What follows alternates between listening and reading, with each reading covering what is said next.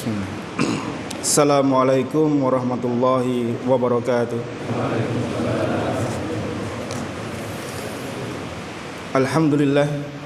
Alhamdulillahilladzi arsala rasulahu bil huda wa dinil haqq liyudhhirahu 'ala dini kullihi wa kafa billahi shahida. Asyhadu an la ilaha illallah wahdahu la syarikalah wa asyhadu anna Muhammadan abduhu wa rasuluhu la nabiyya wa la rasula ba'dah. Allahumma salli wa sallim ala nabiyyina Muhammadin wa ala alihi wa sahbihi wa man tabi'ahum bi ihsanin ila yaumiddin. Ya ayyuhalladzina amanu taqullaha haqqa tuqatih wa la tamutunna illa wa antum muslimun. Ya ayyuhan nasu taqu rabbakumul ladzi khalaqakum min nafsin wahidah wa khalaqa minha zawjaha wa bassa minhuma rijalan katsiran wa nisaa'a wattaqullaha allazi tasaaluna bihi wal arham innallaha kana 'alaikum raqiba. Ya ayyuhalladzina amanu taqullaha wa qulu qawlan sadida yuslih lakum a'malakum wa yaghfir lakum dzunubakum wa may yuti'illaha wa rasulahu faqad faza fawzan 'azima. Summa amma ba'd. Alhamdulillah, segala puji bagi Allah dengan segala nikmat-nikmatnya. Utamanya di malam hari ini Allah berikan banyak nikmat kepada kita. Nikmat berupa hidayah, nikmat Islam, nikmat iman, nikmat Allah mudahkan kita hadir di majelis ilmu, nikmat Allah berikan kita kesehatan, dan nikmat Allah curahkan rahmat dari langitnya, yaitu air hujan. Dan di antara sunnah Nabi SAW adalah berdoa ketika turunnya hujan, karena saat itu adalah saat yang mustajabah untuk doa-doa kita dikabulkan oleh Allah Subhanahu wa taala. Yang kedua, salam serta salawat untuk Nabi kita yang mulia Rasulullah SAW beserta keluarga beliau, para sahabat serta seluruh pengikut beliau yang dengan setia menjalankan sunnah-sunnah nabinya hingga yaumul qiyamah. Bapak Ibu sekalian rahimani wa rahimakumullah, alhamdulillah Allah Subhanahu wa taala memberikan kepada kita kembali bertemu di pekan ketiga ini untuk membahas salah satu pembahasan dalam agama kita, yaitu bab tauhid. Kita ambilkan rujukan dari Kitab Tauhid.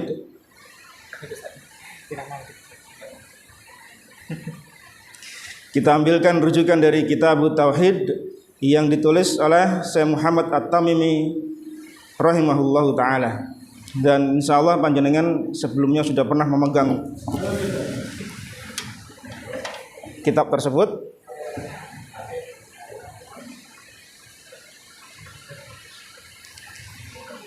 Dan insyaallah panjenengan sudah pernah memegang kitab tersebut. Dan insyaallah kita akan memulainya kembali pembahasan kitab tersebut. Barangkali pada waktu yang terlampau panjenengan terlupakan, terlewatkan, atau kita merefresh kembali apa yang sudah pernah kita pelajari, karena tidak ada kata terlambat atau tidak ada kata mengulang-ulang lagi. Ya, artinya mengulang-ulang pelajaran adalah suatu hal yang disunnahkan dalam pelajaran agama kita.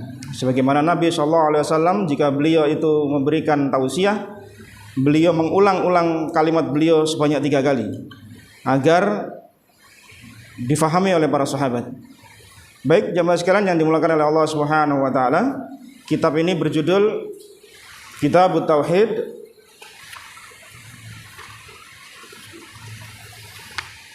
alladzi huwa haqqullahi 'alal 'abid, yaitu membahas tentang apa yang menjadi haknya Allah atas seorang hamba.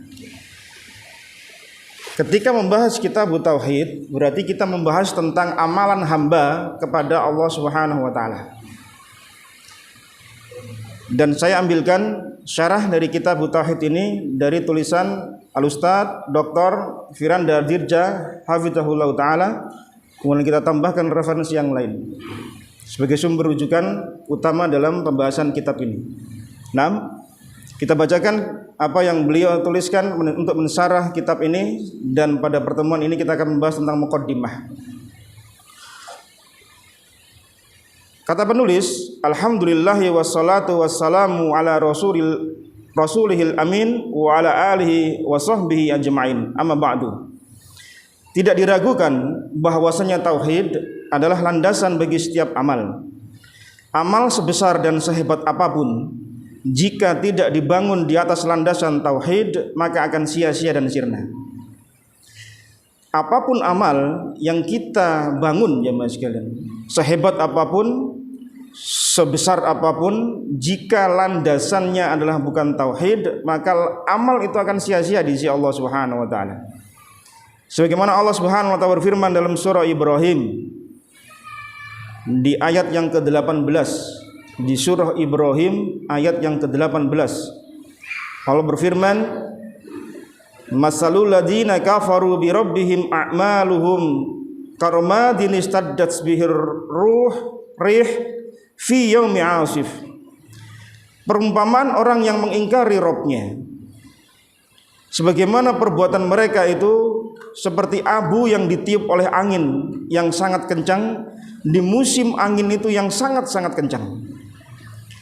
Bisa kita bayangkan jemaah sekalian, debu, abu ditiup oleh angin ketika angin itu sedang kencang-kencangnya. Apa yang tersisa? Maka tidak akan ada sisanya. Itulah gambaran orang yang membangun amal bukan di bawah landasan akidah, bukan di bawah landasan tauhid. Apa? Sia-sia. Apa kata Allah Subhanahu wa taala? La yaqdiruna mimma kasabu ala syai', dzalika huwad dhalalul ba'id. Mereka tidak kuasa mendatangkan manfaat sama sekali dari apa yang telah mereka usahakan di dunia. Amal-amal yang mereka bangun di atas kehidupan dunia, mereka menginginkan dekatnya dirinya pada Allah Subhanahu wa taala, tapi tidak dilandasi dengan tauhid, maka tidak akan memberi manfaat bagi pelakunya di yaumul qiyamah. Yang demikian itu kata Allah adalah dhalalum ba'id, kesesatan yang jauh. Sehingga ketika kita membangun amal-amal soleh bukan dengan landasan tauhid, maka ibaratnya debu yang kemudian tertiup angin yang tidak ada bekasnya sama sekali. Kemudian beliau lanjutkan, namun kenyataan yang menyedihkan yang kita rasakan di negeri kita, bahwasanya masih banyak saudara-saudara kita yang belum paham tentang tauhid. Meskipun lesan mereka mengucapkan kalimat tauhid, la ilaha illallah. Dan ini waqi' jemaah sekalian. Banyak sekali sebagian kaum muslimin tahu kalimat itu diucapkan tapi tidak faham maknanya, tidak faham konsekuensinya, tidak faham apa yang membatalkannya, tidak faham keutamaannya, dan seterusnya dan seterusnya. Hanya sekedar kalimat saja dia ucapkan. Buktinya apa? Kata beliau, praktek-praktek kesyirikan di tanah air kita masih merajalela dan masih bertebaran dan banyak sekali jumlahnya. Bahkan hampir di setiap kota, di setiap kelurahan ada yang namanya kahin atau dukun, baik yang ori maupun yang KW. Masih banyak orang yang percaya dengan jimat-jimat. Masih banyak orang yang percaya menganggap tentang angka 13 adalah angka sial. Wonten mboten? Di perumahan ini ada angka 13, Pak? Lah niku nopo? Keng nopo kok mboten wonten 13? Enggak tahu developernya, Bang. Termasuk di perumahan di Surabaya sana juga gitu, Pak. Habis 12 loncat ke 14. Atau kalau enggak 12A, 12B. Jadi angka 13 itu dicoba untuk dihindari, Pak. Bahkan di beberapa tempat itu tempat duduk 13 juga dihindari. Dikasih angka A sama B. Ini menunjukkan bahwasanya apa? Bahwasanya hal seperti ini masih banyak di negeri kita. Dan yang menarik jemaah sekalian, pensarah kitab tauhid ini lebih merefleksikan tulisannya itu berkaitan dengan apa yang terjadi di negeri kita. Dan memang kenyataannya demikian. Kita nggak bisa memungkiri, ya. masih memberikan sesajen ke pohon atau batu besar. Masih ada nomboten? Masih ada. Kalau panjenengan mau tahu arti sesajen, panjenengan buka Kamus Besar Bahasa Indonesia. Apa maknanya? Panjenengan buka di Google, ada itu. Di aplikasi juga ada. Makna dari sesajen panjenengan buka di Kamus Besar Bahasa Indonesia. Jadi bukan kita yang mengartikan, tapi ada Kamus Besar Bahasa Indonesia yang mengartikan makna sesajen itu apa. Panjenengan buka apa maknanya. Masih ada orang yang menyembelih untuk jin atau penjaga tanah atau penguasa gunung atau penguasa sawah ladang. Masih ada? Di kota tidak ada memang, Pak, karena kota nggak ada sawah, Pak. Sudah jadi real estate, sudah jadi perumahan. Tapi masih ada di beberapa di daerah-daerah sawah masih ada, ladang masih ada. Ketika mereka bercocok tanam, ketika mereka panen, maka mereka menanamkan sesuatu di ujung-ujung sawah dan seterusnya. Masih banyak percaya dengan benda-benda bertuah untuk dicari keberkahannya, seperti keris dan batu akik. Bahkan batu di tahun 2000-an pernah fenomenal, pernah viral, pernah menghasilkan miliaran bagi pemiliknya. Nanti yang berikut Pak. Langsung ngeh, Pak. Batunya langsung orang faham itu. Di zaman itu Masya Allah, ya. Betul kan itu? Orang berdatangan ke sana dengan berbagai macam tujuan, ingin kesembuhan ini banyak sekali jemaah sekalian. Subhanallah. Dan di antara praktek mencari berkah bernuansa kesyirikan yang paling konyol adalah mencari berkah dari sesuatu yang bernama Kiai Selamat. Ngertos Kiai Selamat, Pak? Kiai Selamat niku, Pak, naik datang kilenan mriko niku binatang kerbau yang disucikan, yang kotorannya itu dianggap berkah. Kalau dikirap di waktu-waktu tertentu, orang itu berebutan, Pak. Kalau mungkin bukan beragama Islam mungkin tidak masalah, karena ini sebagian yang ngambil itu orang Islam masalahnya. Jadi mirip di sebuah negeri di luar sana yang mereka mengkultuskan binatang tertentu, kemudian binatang itu tidak boleh diote-ote. Ya, di satu negeri tertentu itu tidak boleh binatang ini diote-ote karena dikultuskan, tidak boleh diganggu, tidak boleh digurak, tidak boleh disakiti dan seterusnya. Bahkan apa yang keluar darinya maka menjadi berkah. Nah, ini tentu bentuk sesuatu yang tidak disyariatkan oleh Allah Subhanahu wa taala. Dan itu terjadi jemaah sekalian. Maka penulis ingin merefleksikan apa yang terjadi di negeri kita dalam tulisan beliau ketika mensyarah kitab Tauhid. Belum lagi kalau kita menelusuri praktek-praktek meminta-minta kepada penghuni kubur, terutama penghuni kubur yang dianggap orang-orang saleh. Kondisi di tanah air kita ini semakin memburuk tatkala muncul sebagian dai-dai yang berusaha memperlaris kesyirikannya dengan menganjurkan orang untuk meminta-minta kepada orang-orang yang saleh yang telah meninggal dunia dengan alasan pluralisme, ya, penyamaan semua agama. Ini tentu dai-dai yang menyesatkan umat, sehingga umat digiring untuk jauh dari akidah yang sahih, jauh dari akidah yang lurus, ya. Oleh karena penanaman akidah secara umum terutama tauhid yang kurang di tanah air, maka pemikiran-pemikiran yang aneh menyimpang mudah untuk disambut dan diterima. Karena kurangnya pemahaman tauhid, Pak. Walaupun tiap hari kita mengucapkan la ilaha illallah, setiap kali tahiyat kita asyhadu alla ilaha illallah, tetapi hanya di lisan. Secara pemahaman tidak masuk di hati, tidak masuk di praktek amal-amal soleh mereka. Sehingga kalau ada pemikiran yang aneh itu kok sepertinya kok asyik gitu nih. Kemudian diikuti. Ya. Kalau panjenengan mengikuti berita-berita sebelumnya, maka akan banyak orang-orang yang aneh-aneh gitu loh. Memproklamirkan dirinya menjadi seorang nabi. Pernah kan ada, Pak? Baik yang laki-laki maupun perempuan ngaku-ngaku jadi nabi, banyak diproses di hukum positif kita, ya, karena termasuk penistaan agama, ya. Karena tidak ada nabi setelah nabi kita Muhammad SAW. Mereka mengaku sebagai nabi dengan berbagai macam metode mereka merekrut anggota, dan notabene yang direkrut, yang menjadi pengikut bukan orang awam, jemaah sekalian.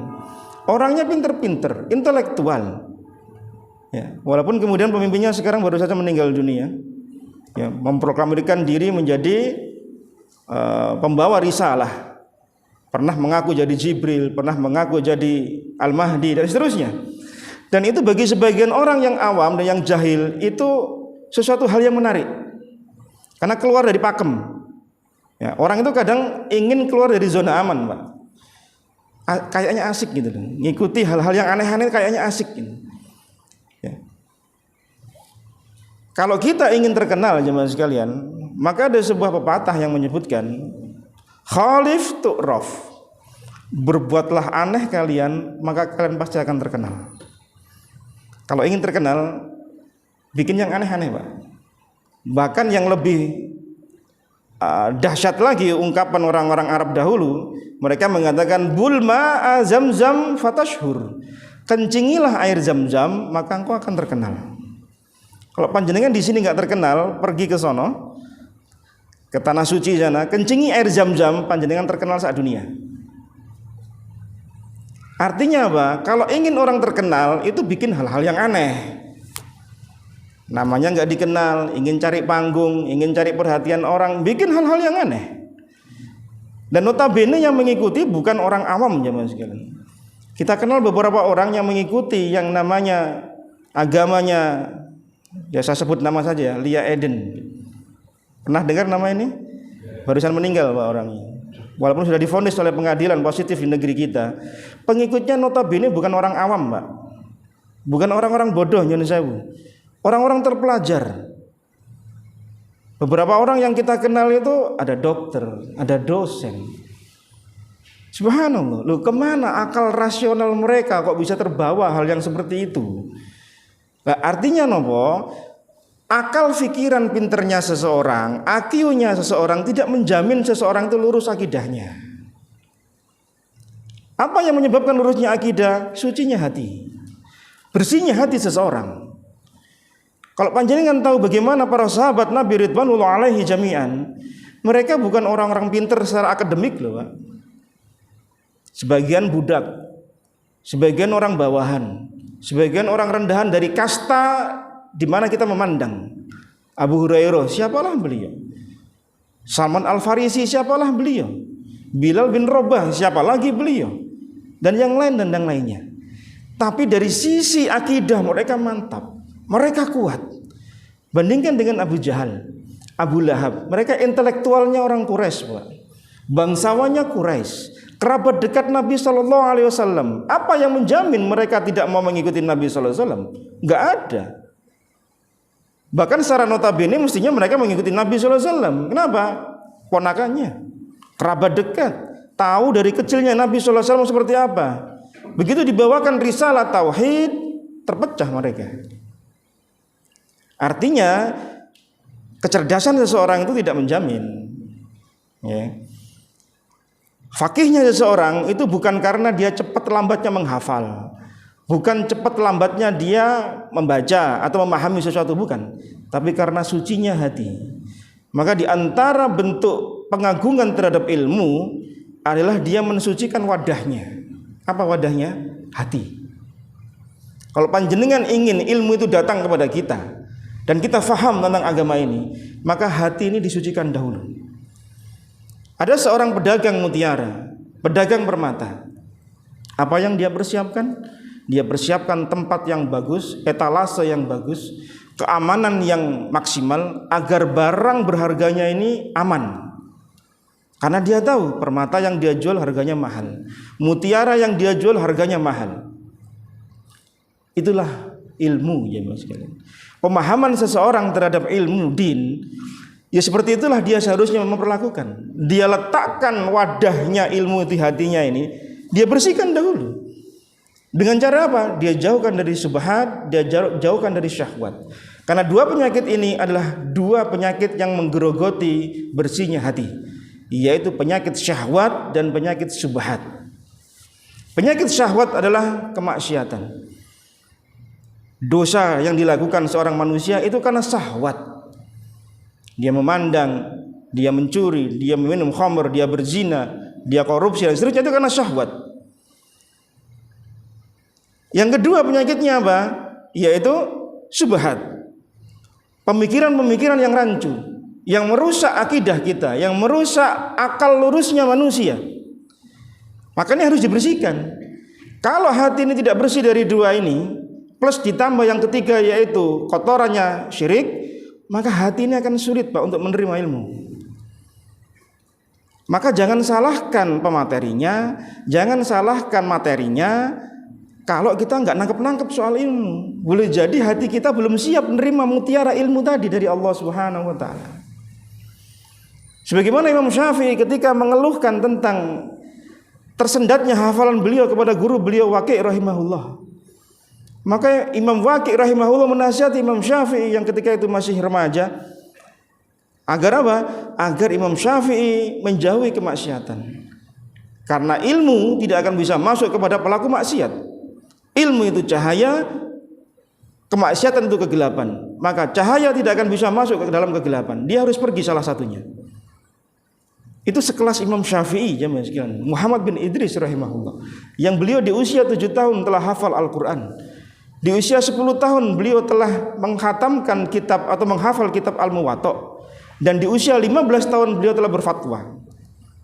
Itu pun masih mengeluhkan tersendatnya hafalan beliau kepada guru beliau. Apalagi kita jemaah sekalian. Maka sudah selayaknya kita membersihkan hati kita, ya, agar ketika ilmu itu masuk kepada kita, kita belajar tentang ilmu tauhid terkhusus, maka akan mudah perkaranya. Nah, kita lanjutkan. Kata pensyarah kitab ini, hal ini seluruhnya semakin menekankan bahwa mempelajari perkara tauhid, akidah secara umum adalah perkara yang sangat urgen di negeri kita.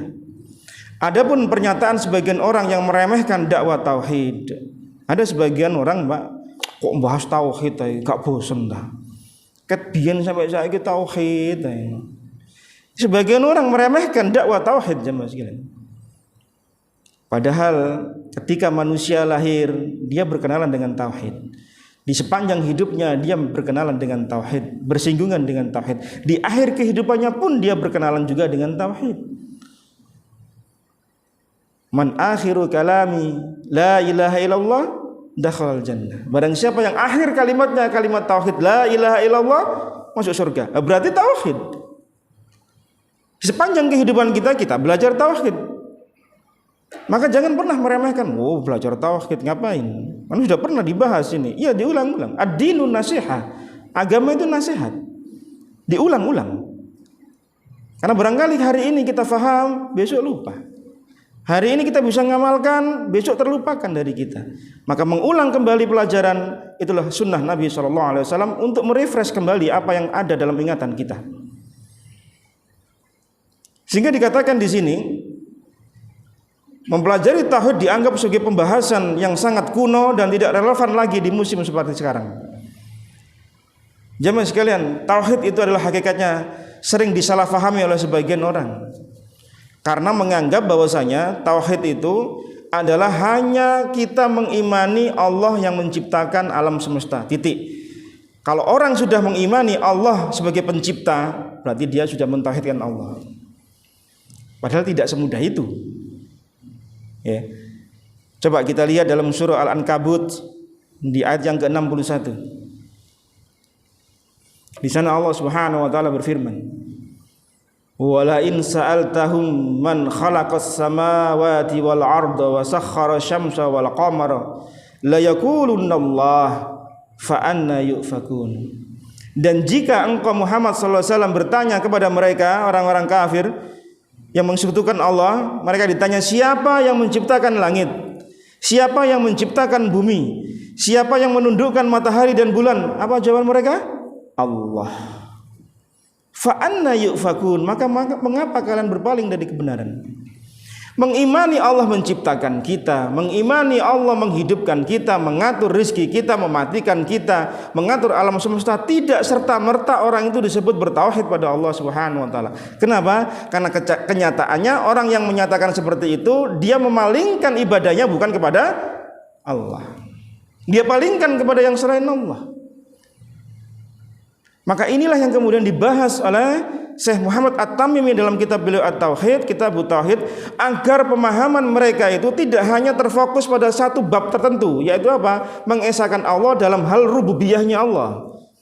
Allah Maha Pencipta, iya, saya mengimani. Allah yang menurunkan hujan, iya, saya mengimani. Allah yang menurunkan rezeki, iya. Tapi mengapa ketika dia berdoa bukan kepada Allah? Dia palingkan kepada selain Allah. Mengapa ketika dia takut tidak takutnya pada Allah Subhanahu wa taala? Mengapa ketika dia roja berharap bukan kepada Allah Subhanahu wa taala? Nah, berarti dia memalingkan ibadah yang seharusnya diperuntukkan bagi Allah kepada selain Allah. Lah ini yang dibahas oleh Muhammad At-Tamimi rahimahullah. Dan itu kenyataan jemaah sekalian. Jemaah sekalian yang dimuliakan oleh Allah Subhanahu wa taala.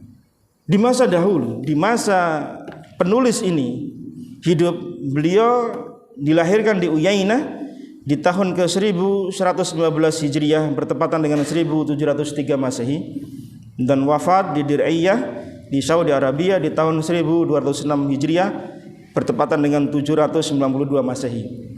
Di masa beliau jemaah sekalian, orang mengagung-agungkan kuburan itu luar biasa. Mengambil berkahnya dari makam-makam, mencium, ya ngambil berkah tanahnya itu banyak tersebar.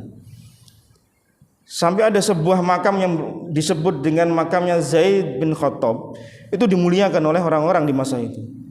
Kemudian Syekh Muhammad At-Tamimi rahimahullah menasihati mereka, Allahu khairum min Zaid.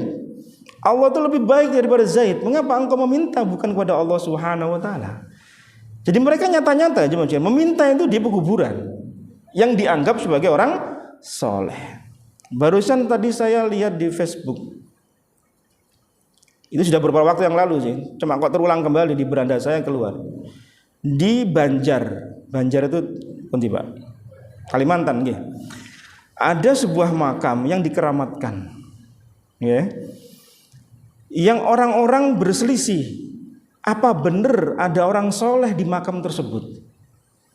Hingga kemudian pejabat setempat, Pemkapnya, ya, Muspidaya setempat turun tangan, menengahi dua kelompok ini. Karena satu berpendapat nggak ada itu makamnya, nggak ada isinya itu. Yang satu mengatakan ada, karena mereka ada keuntungan, ada kepentingan ketika mengurus makam tadi. Akhirnya disepakati dibongkar jemaah sekalian. Dibongkar, apa yang terjadi? Dalam kedalaman sekian meter yang diyakini ada makam, tidak ada isinya sama sekali. Panjenengan bisa googling di Facebook. Di Banjar itu. Ternyata nggak ada isinya. Loh, ya apa itu? Sudah kadung sekian lama orang datang ke sana minta berkah, minta doa, ternyata nggak ada apa-apanya. Nah, terus ya apa? Apa nggak nyesel ya mas sekalian? Berdoa di tanah yang nggak ada apa-apanya itu. Wakil ini kenyataan. Sampai kemudian kedua belah pihak kemudian yang tetap bersikuku, ini ada isinya, yang kemudian legowo. Kenapa? Dilihat kenyataan memang nggak ada apa-apanya ternyata. Kosong. Nah terus gimana aja? Selama itu orang dibodohi. Sang penjaganya pun juga dapat fulus. Ya, dapat keuntungan duniawi. Lah kalau itu dihentikan kan dia berhenti, nggak dapat fulus, nggak dapat masukan. Jadi ada kadang kepentingan-kepentingan duniawi yang seperti itu. Nah, buku yang ada di tangan panjenengan yang memegangnya itu adalah buku yang ditulis oleh beliau rahimahullah di saat masyarakat saat itu mengalami hal yang serupa dan banyak sekali. Maka kemudian beliau disebut dengan mujadid, pembaharu dalam agama Islam. Karena beliau ingin memurnikan kembali tauhid ini lurus, supaya orang tidak berpecah belah di dalam memahami tauhid.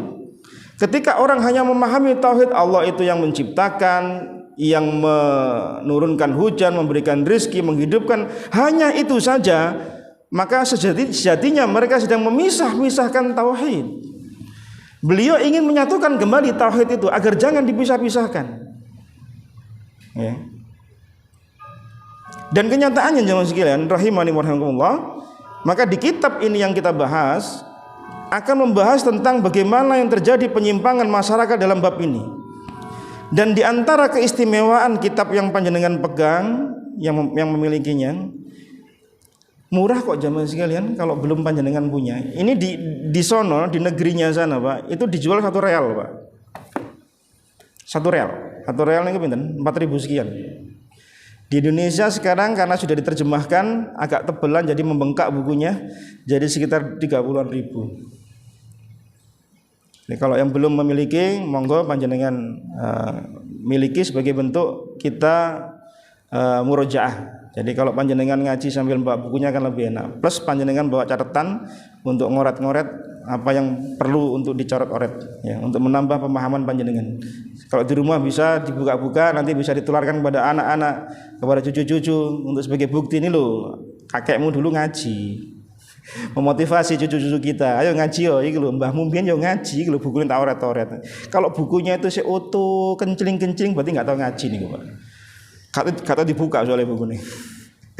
Kalau penuh oret-oretan insyaallah berfaedah insyaallah. Ya. Dan di antara keistimewaan kitab yang kita bahas ini, satu, kitab ini ringkas Pak. Betul ringkas. Buku aslinya itu hanya 1 real Pak. Kecil tipis bukunya. Karena isinya apa? Bab, judul, dalil, selesai. Plus beliau tambah dengan faedah. Sudah enggak macam-macam. Kalau bab ini kemudian ditambah dalil Al-Quran tentu, kemudian sunnah, kemudian faedah, itu saja. Dan dalilnya mudah difahami, mudah dihafal. Untuk orang awam sekalipun kalau mau memahami bisa merujuk pada kitab Al-Quran ada, di hadisnya ada. Ya. Dan keistimewaan kitab ini dari sisi penyusunan itu mirip dengan Sahih Bukhari. Panjenengan pernah lihat Sahih Bukhari? Belum Bang ya? Mugi-mugi diparingi kemudahan nanti. Sahih Bukhari niku Bang ya. Judul kemudian dalil. Selesai. Jadi kalau ingin melihat isinya kitab Bukhari, apa yang difahami Imam Bukhari, ya lihat kitab Sahih Bukhari. Karena apa yang tertuang di bab-babnya Sahih Bukhari itu pemikirannya Imam Bukhari, pemahaman beliau. Sehingga kalau ditanya mazhabnya, fikihnya Imam Bukhari itu apa, lihat Sahih Bukhari. Itulah fikihnya Imam Bukhari. Walaupun beliau adalah muridnya Imam Ahmad bin Hanbal, semasa dengan Imam Ahmad bin Hanbal. Orang-orang Hanabilah menganggap bahwasanya Imam Bukhari mazhabnya Hambali. Mazhab Syafi'iyah menganggap Imam Bukhari mazhabnya Sahih Bukhari itu mazhabnya Syafi'i. Masing-masing mazhab mengklaim Sahih Bukhari itu mazhab mereka. Karena apa? Imam Bukhari tidak mengafiliasikan dirinya pada mazhab tertentu. Karena mazhab, kalau panjenengan sebagai tambahan saja, mazhab itu yang masyhur ada 4 kan Pak nggih? Mazhab Maliki, Hanafi, Syafi'i, Hambali.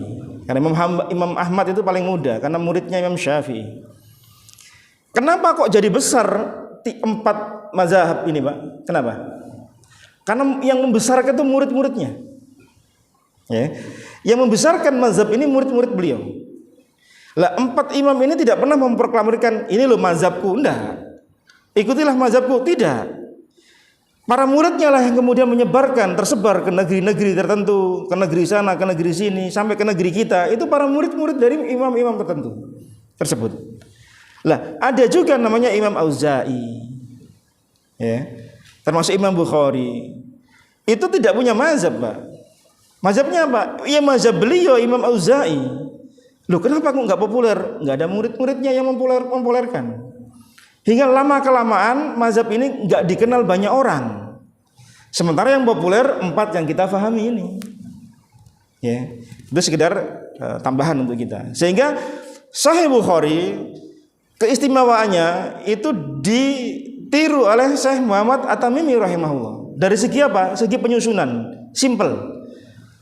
Bab, judulnya, kemudian dalil, selesai. Sahih Bukhari juga demikian Pak. Bab wahyu Allah, dalilnya, tek, selesai. Ganti bab lagi, selesai, gitu aja. Jadi simple. Nah, itu kemiripan dari Kitab Tauhid dengan Sahih Bukhari, dari sisi itu ada kemiripan. Nah, itu sebagai bentuk keistimewaan dari kitab tersebut. Kemudian yang kedua keistimewaannya, bahwasanya kitab ini, Kitab Tauhid, membahas secara detail tentang permasalahan-permasalahan tauhid uluhiyah, tauhid ibadah pada Allah Subhanahu wa taala, dan macam-macamnya, macam-macam syirik, baik besar maupun kecil. Dan dengan sebab ini maka sebagian ulama menyatakan bahwa Kitab Tauhid yang ditulis oleh Syekh Muhammad At-Tamimi rahimahullah adalah kitab yang terbaik. Mengapa? Karena mengumpulkan semua permasalahan tauhid uluhiyah dalam satu kitab. Sementara ulama-ulama sebelum beliau itu tercecer di beberapa bab, tidak membahas khusus tentang tauhid uluhiyah. Ulama-ulama sebelum Muhammad At-Tamimi rahimahullah itu membahas kitab akidah itu berbeda. Karena apa? Masa yang dihadapi, permasalahan pelik yang dihadapi masyarakatnya saat itu berbeda. Mereka lebih banyak berkutat tentang masalah asma wa sifat.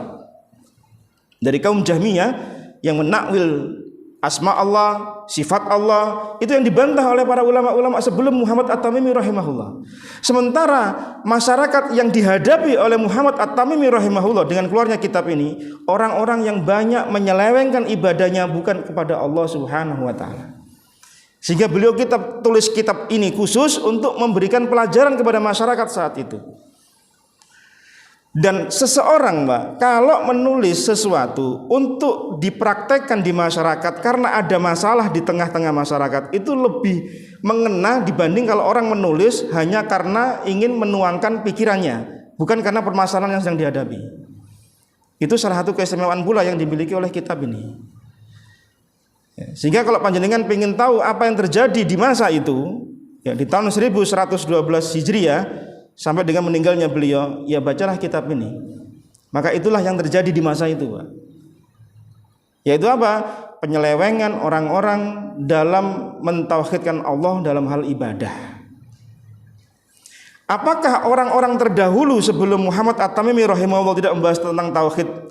Ada. Dicontohkan di sini oleh penulis, yaitu seorang ulama bernama Imam Al-Mikrizi, wafat di tahun 845 Hijriah, jauh sebelum beliau lahir. Beliau adalah salah seorang ulama bermadzhab Syafi'i. Beliau menulis satu kitab yang berjudul Tajridut Tauhidil Mufid, pemurnian tauhid yang bermanfaat. Dan yang menarik di awal bab yang beliau tulis, beliau mengatakan sebagaimana firman Allah Subhanahu wa taala, iyyaka na'budu. Maka maknanya adalah ayat ini menafikan syirik mahabbah dan syirik uluhiyah. Dan makna dari firman Allah iyyaka nasta'in yaitu menafikan, meniadakan syirik penciptaan dan syirik rububiyah Allah Subhanahu wa taala. Dan Imam Al-Makrizi mengatakan, dan di antara bentuk-bentuk syirik adalah perbuatan sebagaimana sujud kepada selain Allah, tawaf di selain Ka'bah, termasuk kesyirikan, Pak. Ada di daerah Sulawesi kalau tidak salah. Itu ada sebuah gunung, itu oleh pengikut tertentu itu diputeri, kayak dijadikan tawaf. Atau dahulu di Jember kalau tidak salah, sekitar tahun di bawah tahun 2000, seingat saya dahulu. Itu ada salah satu kelompok masyarakat yang menganggap daerahnya atau dia bikin bangunan sebagaimana Ka'bah, kemudian mereka tawaf di sana dengan mengatakan tidak usah pergi ke Baitullah, cukup di sini maka pahalanya sama dengan haji dan umrah. Ini termasuk penyimpangan, ya. Ini dikatakan oleh Imam Al-Mikrizi. Kemudian mencukur gundul karena beribadah dan tunduk kepada selain Allah.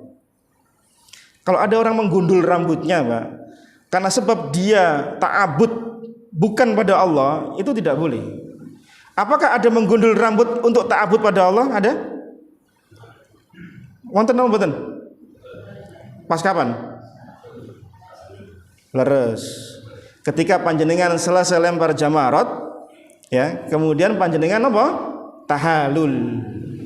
Baik memendekkan maupun mencukur habis rambut. Lah, menggundulnya itu bukankah ibadah? Ibadah. Sebagai bentuk apa? Telah halalnya panjenengan melakukan hal-hal yang diharamkan ketika panjenengan melakukan ihram. Ketika melakukan ihram kan tidak boleh mencium istri, bercumbu rayu, berkata-kata yang tidak senonoh pada istri, ya menikahkan, melamar itu tidak boleh. Tapi setelah panjenengan tahallul, gundul boleh. Nah, berarti gundulnya apa? Karena ibadah. Lah, ada seseorang menggundul rambutnya itu bukan ibadahnya kepada Allah. Ya. Cuma kalau menggundulnya karena penyakit, maka tidak mengapa. Wonten kan orang digundul karena penyakit rambut, wonten wonten. Karena napa? Wonten kutune, ngoten nggih. Kan wonten akhirnya digundul supaya nanti cukul rambut yang baru. Nah, itu tidak mengapa. Tapi kalau menggundulnya karena untuk ta'abbud pada selain Allah, maka ini dilarang. Karena apa? Menggundulnya seseorang itu harusnya karena Allah, sebagaimana contoh orang yang sedang haji sama umroh. Pahala orang yang menggundul rambutnya setelah tahallul, ketika tahallul, maka Allah rahmati, ampuni sebanyak 3 kali ampunan, 3 kali rahmat. Sementara yang memendekkan Nabi doakan hanya sekali. Maka sunnahnya kalau panjenengan umroh atau haji, gundul saja Pak. Eman Ustaz, rambutnya sudah saya, kan biasanya eman Pak, apalagi mungkin pejabat, mungkin artis, akhirnya cuma dipotong 3 tok gini Pak, syarat katanya. Gundul saja tidak apa-apa. Toh 2 bulan ke depan tumbuh lagi kok. Insya Allah lebih bagus lagi rambutnya. Ya, kalau ibu-ibu cukup 1 genggaman saja dipotong. Ya, kalau bapak digundul habis itu lebih utama. Kalau tidak mau ya dipendekkan saja. Tapi jangan cuma 3 lembar Pak, 3 helai gitu ya. Kirang nih kok. Biasanya cuma syarat tok nih kok, tiang-tiang nih kok. Ya, sunnahnya dipotong atau dipendekkan. Ya. Kemudian termasuk perbuatan syirik kata Imam Al-Mikrisi apa? Yaitu mencium batu selain Hajar Aswad. Ada enggak orang mencium sesuatu, batu atau apalah yang bukan Hajar Aswad? Ya mungkin mencium batu akiknya untuk keberuntungan gitu ya. Atau mencium polpennya yang mau dibuat untuk nulis ngerjakan ujian supaya berkah. Itu termasuk mencium yang tidak disyariatkan. Karena mencium Hajar Aswad saja, andai Nabi tidak memberi contoh mencium Hajar Aswad, Umar bin Khattab itu tidak mau mencium Hajar Aswad Pak. Pernah dengar hadis ini Pak? Suatu ketika Umar bin Khattab ketika tawaf, beliau mencium Hajar Aswad. Beliau mengatakan pada Hajar Aswad, "Hei batu, kamu cuma batu hitam. Andai aku tidak melihat nabiku itu mencium engkau, maka aku tidak akan mencium engkau." Lihat bagaimana tunduknya Umar bin Khattab dari sisi ta'abudnya pada Allah, ibadahnya pada Allah. Untuk urusan mencium saja itu karena nyontoh Pak. Andai Nabi itu enggak mencium, Umar enggak nyium, gitu loh gampangannya. Lah ini ada orang mencium yang bukan Hajar Aswad. Berarti apa? Dia memalingkan ibadah bukan kepada Allah Subhanahu wa taala. Karena kalau sedang mencium Hajar Aswad, itu kan kondisinya ada 3 Pak. Kalau panjenengan sudah pernah ke sono kan sudah tahu ilmunya nggih. 1 mencium kalau panjenengan mampu. Kalau tidak mampu karena kondisi, maka panjenengan usap. Terus bekas tangannya yang diusap dicium. Kalau tidak mampu mencium langsung mengusap kemudian mencium, napa pilihan terakhir? Memberikan isyarat. Tapi tidak usah dicium tangannya. Allahu Akbar ketika melewati Hajar Aswad, ada lampu hijau di pojokan sana, lurusnya Hajar Aswad, panjenengan ngasih isyarat Allahu Akbar. Itu sunnah Pak. Lah ini ada orang berebutan untuk mencium Hajar Aswad, yang itu perkara sunnah, dengan cara menyakiti orang lain. Paham maksudnya? Ketika apa? Tawaf, berdesak-desakan, nyenggol sana, nyakiti orang, nginjek orang, supaya apa? Supaya saya bisa nyium Hajar Aswad. Padahal itu perkara sunnah. Nabi kalau nggak mampu beliau usap, nggak mampu beliau dengan isyarat. Ketika naik onta beliau qaswah, beliau isyarat dengan tongkat beliau Allahu Akbar. Lah ini ada orang ingin punya cita-cita setiap kali tawaf mencium Hajar Aswad, hingga kemudian menyakiti orang lain. Padahal ini sunnah. Menyakiti orang lain bukankah berdosa? Berdosa. Ya, jangankan hanya kata-kata Pak, nginjak kaki kemudian orang kesakitan, itu dosa kita. Nyakiti orang. Apalagi yang berdesakan ibu-ibu. Masya Allah. Ya, jangan sampai jemaah sekalian. Ya. Jadi ini termasuk ibadah yang kemudian dipalingkan oleh orang lain. Mencium kuburan, mengusap dan seterusnya.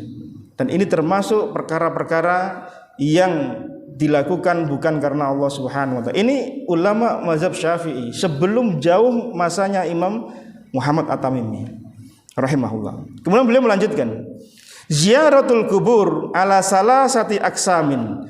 Ziarah kubur kata beliau itu ada 3 macam. Yang pertama, qaumun yaumun yazrunal mauta fayad'una lahum, yaitu orang menziarahi orang-orang yang telah meninggal kemudian mendoakan mereka. Wa hadhihi hiya ziyaratu asy-syar'iyyah, inilah ziarah yang disyariatkan. Jadi sunnahnya menziarahi kubur, Bapak Ibu sekalian rahimani wa rahimakumullah, panjenengan datang ke pemakaman kemudian panjenengan mendoakan si ahli kubur. Itu yang disyariatkan. Yang kedua kata Imam Al-Makrizi, wa qaumun yazurunahum yad'unahum bihim, yaitu orang menziarahi kubur kemudian mereka berdoa dengan mayat-mayat tersebut.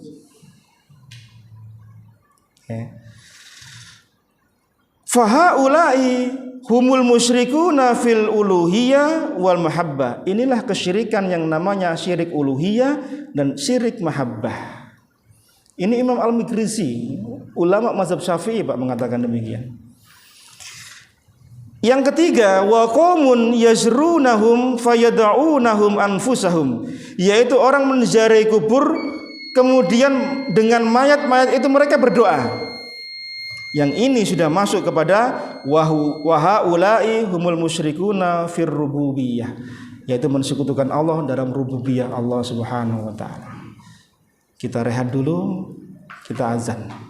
Kita tambahkan nanti setelah itu sedikit lagi. Monggo.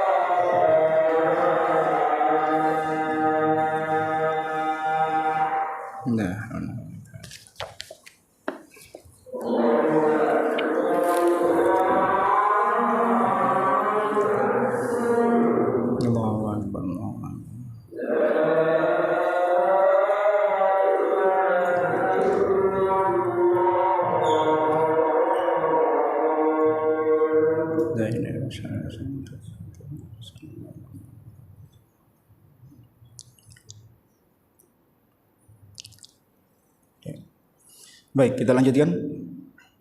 Kemudian keutamaan kitab ini yang ketiga adalah kitab ini menjelaskan tentang siapa sebenarnya Syekh Muhammad At-Tamimi rahimahullah, yang sering dituduh ya membuat mazhab baru, membuat pergerakan-pergerakan yang baru dalam Islam yang tidak ada contohnya dari Nabi SAW, sehingga kemudian orang sebagiannya alergi, walaupun belum pernah tahu membaca kitabnya Syekh Muhammad At-Tamimi, belum pernah tahu sepak terjangnya beliau, itu orang sudah a priori dahulu. Nah, ini ada kisah menarik sebagai penutup pada kajian kita di malam hari ini. Pernah dahulu ada seorang pengajar di India, yang beliau di India itu mengajarkan tentang kajian.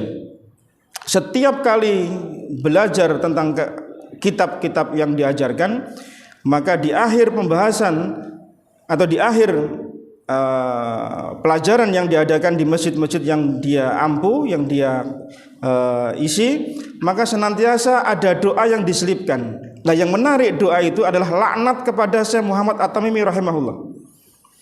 Setiap kali majelis akhir itu sang pengajar ini itu ngajari anak-anak muridnya, murid-muridnya yang hadir untuk mendoakan laknat keburukan pada Syekh Muhammad At-Tamimi rahimahullah. Kemudian ada seorang murid yang cerdas, yaitu Syekh Al-Jami, ketika itu masih muda menjadi pelajar, hadir di majelis itu dan merasa tergugah hatinya bagaimana caranya memberikan tahu cara kepada Syekh ini siapa sih sebenarnya Syekh Muhammad At-Tamimi rahimahullah. Kemudian beliau bawakan kitab ini di aslinya, kemudian beliau sobek sampulnya dan halaman depannya. Sampul depannya disobek, tulisan halaman depannya disobek pula. Jadi langsung pada masuk bab 1. Dibacalah oleh sang pengajar ini. Tolong guru, ini ada kitab bagus, mungkin panjenengan bisa membacanya. Dibacalah kitab ini. 1-2 hari ditunggu, kemudian datanglah sang murid Syekh Al-Jami ketika itu masih muda, datang pada sang gurunya. Gimana guru? Masya Allah, kitab itu luar biasa. Isinya dalil Al-Quran, isinya semuanya kalamullah, hadis Nabi SAW. Tidak ada saya jumpai penentangan sedikit pun tentang masalah keburukan dalam kitab ini. Bagus sekali kitabnya. Ya guru, tahukah anda siapa penulis kitab itu? Tidak tahu saya. Yang setiap hari anda doakan laknat setiap kali anda mengisi kajian. Syekh Muhammad At-Tamimi rahimahullah. Kenapa jemaah sekalian? Pelajaran apa yang bisa kita ambil? Orang kadang tidak tahu isinya apa, sudah kena namanya tek langsung a priori duluan. Ya, langsung dicap tek gini orang sudah, waduh sudah pergi, nggak mau dengarkan lagi sudah. Ini yang hendak kita bahas, ya, supaya apa? Supaya orang tidak mudah menuduh, supaya orang tidak mudah mengatakan ini dan itu. Sejak itu kemudian sang pengajar ini setiap kali selesai mengajar maka beliau mendoakan kebaikan untuk Syekh Muhammad At-Tamimi rahimahullah. Subhanallah. Ya, orang tidak kenal itu maka tidak sayang. Ya. Semoga apa yang kita pelajari di awal muqaddimah ini memberikan semangat pada panjenengan semua untuk terus hadir di kajian kita ini setiap pekan ketiganya. Dan semoga Allah menambahkan hidayah, pemahaman, keberkahan dalam ilmu yang kita gapai bersama-sama. Allahu a'lam bishawab. Mohon maaf jika ada yang kurang. Barakallahu fikum. Jazakumullah khairan atas perhatian Bapak Ibu sekalian. Kita akhiri dengan doa kafaratul majelis. Subhanakallahumma bihamdika asyhadu an la ilaha illa anta astaghfiruka wa atubu ilaik. Wa sallallahu ala nabiyyina Muhammadin walhamdulillahi rabbil alamin. Assalamualaikum warahmatullahi wabarakatuh.